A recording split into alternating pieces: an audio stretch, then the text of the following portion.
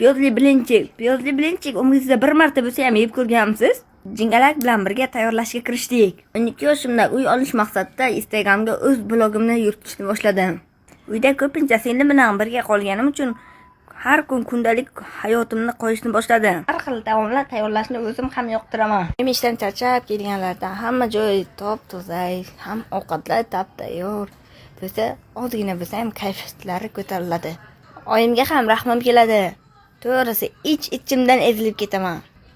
Hatto ba'zi paytlar bizni oldimizda uyalayotganlari ham sezib turaman. Mana shu paytda erkak kishining eng og'ir botadigan narsa bilasizmi nima?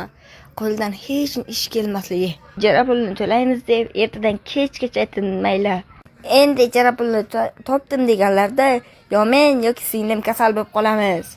Xuddi atayin qilgandek yoki ro'zg'orimizda nimadir tugab qolgan bo'ladi. Bugun ba'zi bir otalarga, buvilarga, bobolarga qarab bir gap aytmoqchiman. Ajrashib ketgan taqdiringizda ham farzandlaringiz uchun bitta xonali bo'lsa ham uy bilan ta'minlab qo'ying. Mening bilinchiklarimni ko'rdinglarmi? Qanday chiroyli chiqdi. Bu to'g'achani jo'natgan odamning haqqiga bitta duo qilib keting. Tayyorga ayyor xonimchani qaranglar. Xuddi hamma ishni o'zi qilgandek o'tirib olib paqqos tushiradi. Podpiska va like bosib qo'llab keting. Biroqgina 500 ming tegaga to'g'lay. Siz shu 2 oy ichida uy olmasak, holimiz voy bo'ladi. Tayyorlagan bilinchigim sizlarga yoqdimi? Yoqgan bo'lsa bittagina yurakcha